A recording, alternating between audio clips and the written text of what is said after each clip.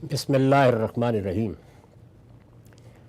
अन अबी हुरैरत अन्न रसूलल्लाहि सल्लल्लाहु अलैहि वसल्लम क़ाल अल ईमानु बिज़ुम व सबून अफ़ज़लुहा क़ौलु ला इलाहा इल्लल्लाह व अदनाहा इमाततुल अज़्म अनित तरीक़ वल हयाउ शुअबतुम मिनल ईमान।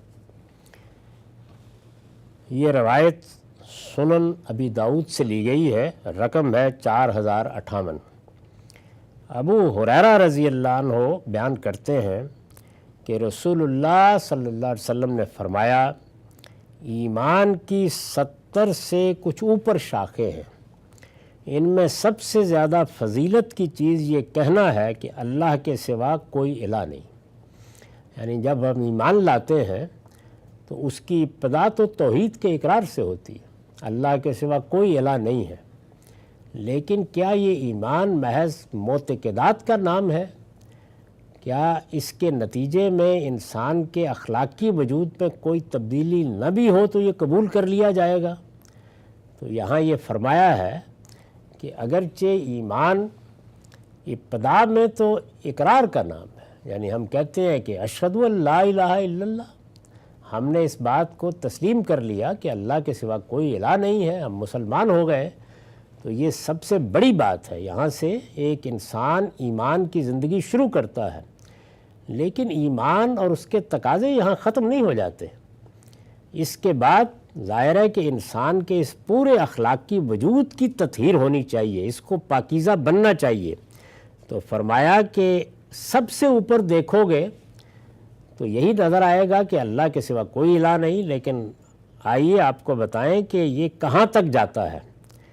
तो इरशाद फरमाया, उनमें सबसे ज़्यादा फजीलत की चीज़ ये कहना है कि अल्लाह के सिवा कोई इलाह नहीं। सबसे ऊपर तो यही है।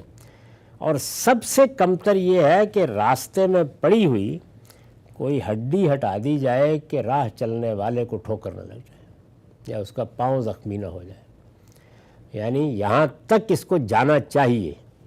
अगर ऊपर ईमान है तो नीचे एक एक चीज़ जो इंसानों से मुतल्लक है उसमें इस दर्जे में आदमी को अपनी ज़िम्मेदारियां समझनी चाहिए कि रास्ते में पड़ा हुआ कूड़ा करकट भी गोया ईमान का तकाज़ा है। ये फरमाया कि इसको अलग न समझो, ये ईमान है जो मुख्तलिफ़ शोबों में ज़हूर पजीर होता है। खुदा के साथ ताल्लुक़ वो तो इकरार था ना, वो सबसे ऊपर खड़ा है, तुमने मान लिया। लेकिन उसके बाद उस ईमान को तुम्हारे वजूद में, तुम्हारे किरदार में, तुम्हारी सीरत में और तुम्हारे माहौल में ज़हूर पजीर होना चाहिए। और उसमें जो इंसानों से मुतल्लक ईज़ा की चीज़ें हैं उससे तुम्हें अपने आप को महफूज करना है। दूसरी जगह बताया ना कि अल मुस्लिम मन सलिमल मुस्लिमून मिन लिसानिही व यदिही। ईमान क्या हुआ अगर दूसरे लोग तुम्हारी ज़ुबान से और तुम्हारे हाथ से महफूज नहीं हैं? तो लोगों की जान, लोगों के माल, लोगों की आबरू, यहाँ तक कि तुम्हारे गिरदो पेश में भी कोई चीज़ लोगों के लिए अजियत का बायस बनने वाली ना हो। एक हड्डी भी अगर रास्ते में पड़ी हुई है और तुमने उसको नहीं उठाया और रास्ता साफ नहीं किया तो ये ईमान ही का एक तकाज़ा था, बहुत कमज़ोर सही, लेकिन ईमान ही का तकाज़ा था जो तुमने पूरा नहीं किया।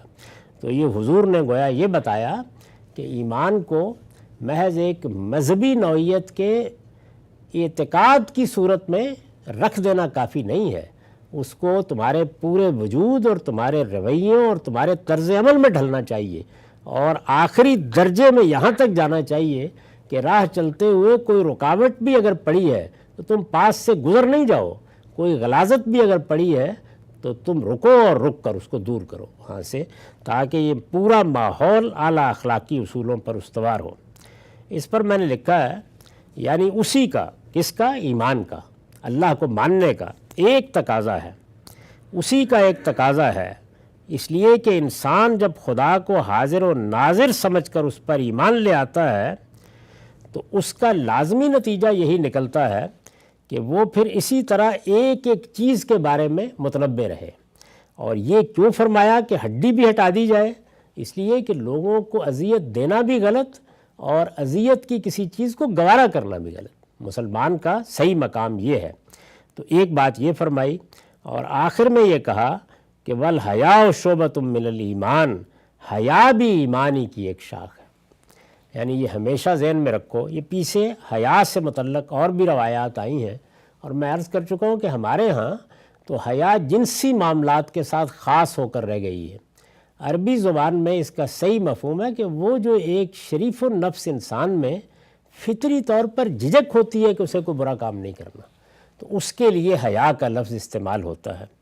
تو حضور نے فرمایا کہ جس طریقے سے راستے میں پڑی ہوئی ایک ہڈی کو ہٹا دینا کہ وہ کسی کا پاؤں زخمی نہ کر دے، یہ ایمان کا تقاضا ہے، اسی طرح یہ جو جھجک ہوتی ہے کسی غلطی کی طرف، کسی بے حیائی کی طرف، کسی بزرگ کے مقابلے میں بڑھ کر بات کرنے کی طرف ایک جھجک ہوتی ہے جس سے معاشرت میں حسن پیدا ہوتا ہے، اس کو بھی کوئی الگ چیز نہ سمجھو، یہ بھی اصل میں ایمانی کی ایک شاخ ہے۔ یعنی ایمان کی 70 سے اوپر شاخیں ہیں، تو فرمایا کہ اس میں سب سے اوپر تو کوئی شبہ نہیں کہ اللہ پر توحید کے ساتھ اقرار ہے، لیکن نیچے یہ سب چیزیں اسی کے تحت ہیں۔ تو اس سے یہ تعلیم دی ہے کہ جب لفظ ایمان بولا جاتا ہے تو ہمارے دین میں اخلاق اس کا حصہ ہے۔ یعنی چونکہ ایمان اور اخلاق یہ اپنی جگہ سے الگ الگ دو چیزیں نہیں ہیں، بلکہ ایمان ہی کا ظہور اخلاق میں ہوتا ہے، اور اخلاق ہی کی چوٹی پر جا کر وہ ایمان بن جاتا ہے۔ اس کو قرآن مجید نے بھی مختلف پہلوؤں سے واضح کیا اور بڑی بلاغت کے ساتھ واضح کیا ہے۔ مثلا جو اخلاقی احکام سورہ بنی اسرائیل میں دیے ہیں، ان کے آخر میں یہ کہا ہے کہ یہ الحکمہ ہے۔ دوسری جگہ یہ بتایا ہے کہ ایمان و اخلاق دونوں الحکمہ ہی ہیں، اور ایک تیسرے مقام پر یہ کہا ہے کہ رسول اللہ صلی اللہ علیہ وسلم جب بعثت ہوئی تو ما کنتا تدری مل کتاب ولا الایمان، تو شریعت کے مقابلے میں ایمان کا صرف ذکر کیا، تو جہاں ایمان کا ذکر کیا تو گویا اخلاق اس کا حصہ ہے، اس کو لازماً اس میں شامل ہونا چاہیے۔ تو عربی زبان میں حیا اس جھجک کو کہتے ہیں، یعنی جو برائی کی طرف جانے میں ہوتی ہے، جو کسی روایت کو توڑنے میں ہوتی ہے، جو آگے بڑھ کر بزرگوں کے مقابلے میں اپنی برتری کو بیان کرنے میں ہوتی ہے۔ تو اس طرح کے ہر موقع کے اوپر جو انسان ایک فطری جھجک اپنے اندر پاتا ہے، اس کو حیا سے تعبیر کیا جاتا ہے، اور اللہ کے رسول نے اس کو ایمان کا ایک شعبہ قرار دیا ہے۔ یعنی یہ ایمان ہی کا حصہ ہے۔ اصل میں ایمان ایک برملا اقرار کا نام ہے، لیکن وہ باطن میں انسان کی فطرت کے ان تقاضوں سے اٹھتا ہے، تو ان چیزوں کا بھی لحاظ ہونا چاہیے۔ اس سے یہ بتانا مقصود ہے کہ مذہبی اعتقادات انسان کے اخلاقی وجود سے الگ کھڑے کر کے دیکھے جائیں تو وہ پھر بس ڈوگماز ہی ہوتے ہیں، لیکن اگر وہ انسان کے اخلاقی وجود کے لیے اس طرح اور اس فہم کے ساتھ سامنے آئیں تو وہ حقیقی تصویر ہے جو اللہ کا پیغمبر چاہتا ہے کہ لوگوں کے سامنے رہے اور وہ اس کی پیروی کرے۔ وآخر دعوانا الحمدللہ۔